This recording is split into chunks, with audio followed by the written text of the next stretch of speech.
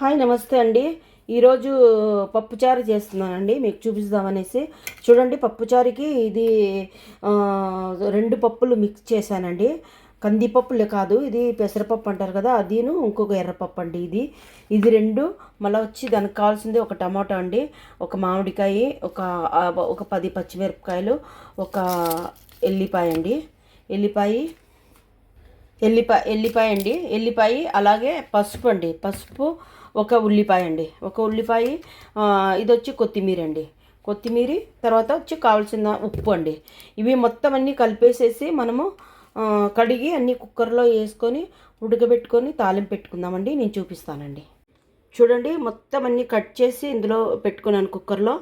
ఇది పసుపు ఉప్పు అన్నీ వేసి ఇది మనము వచ్చి కుక్ అయిన తర్వాత చూపిస్తానండి. చూడండి, పప్పు ఇలాగ అయింది. ఇది మొత్తం ఉడికేసి ఇంత బాగా అయిందండి.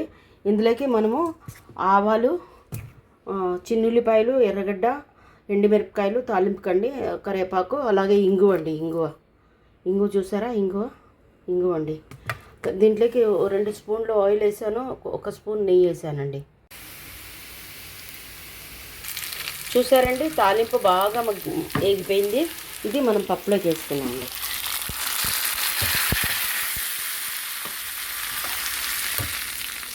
చూడండి, పప్పు ఎంత చాలా బాగుందో. చూసారండి, నాకు వీడియో పట్టుకోవడానికి ఎవరు లేరు, స్టాండ్ కూడా లేదు, అందుకు కొంచెం ఇబ్బంది అవుతుంది అనమాట. అనగానే చూడండి, పప్పుచారు అంటే పప్పు కొంచెం గట్టిగా చేశాను, చారు అంటే నీళ్ళగా ఉంటుంది, కొంచెం గట్టిగా చేశానండి ఇది. ఓకేనండి.